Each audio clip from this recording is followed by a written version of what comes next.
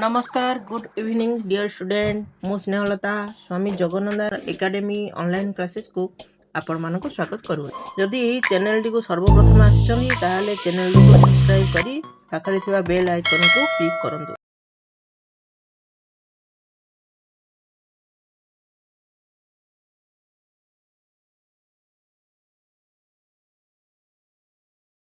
जय जगन्नाथ पिला माने आज आमे दशम श्रेणी प्रथम अध्याय संबल पढ़िबा।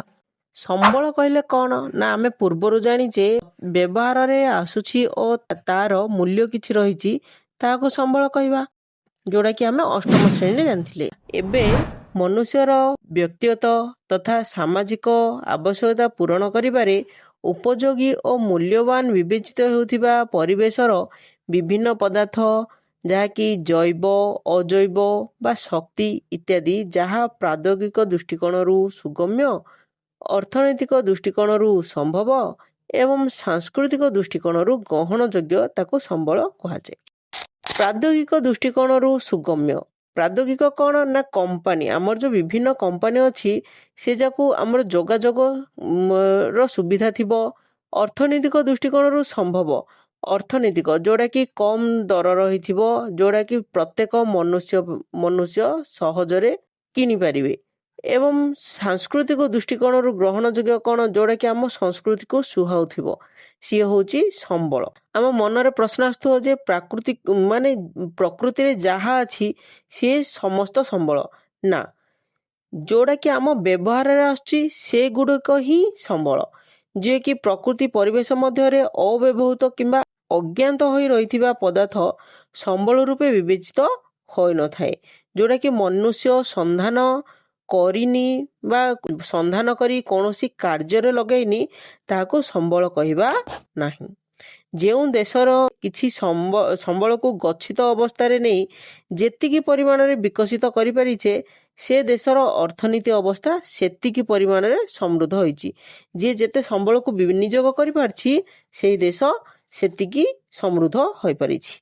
संबल गुड़िक मध्यरु केतेक संबल सीधा सड़क व्यवहार करि पारछे आ केतेक रूपांतरित करि पारछे जोड़ा कि हमर जल मध्य एक संबल जोड़ा कि आमे सीधा सड़क आमे व्यवहार करि पारछे किंतु आमर जो खनिज संबल जोड़ा कि लुहा पत्थर बक्साइड एगुड़िक आमे रूपांतरित करिकी व्यवहार करि पारुछे।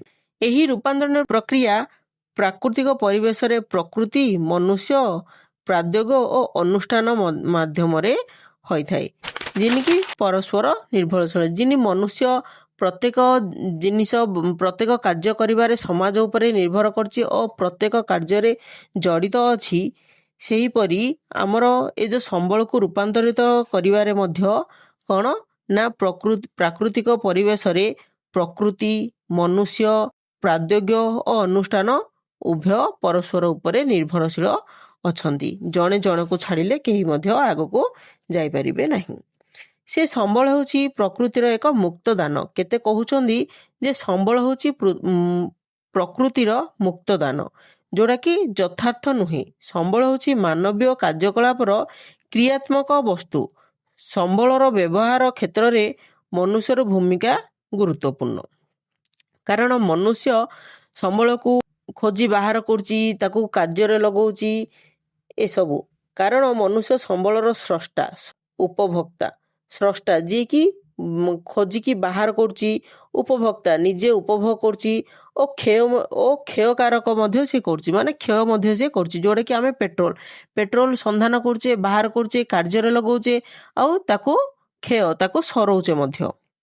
तेनु अर्थनैतिक भूगोल रे मनुष्य को एक मुख्य कर्ता भाव रे ग्रहण कराइछि कारण उत्पादन बंटन और व्यवहार और क्षय प्रकृति समस्त प्रक्रिया मनुष्य द्वारा ही होई थाए।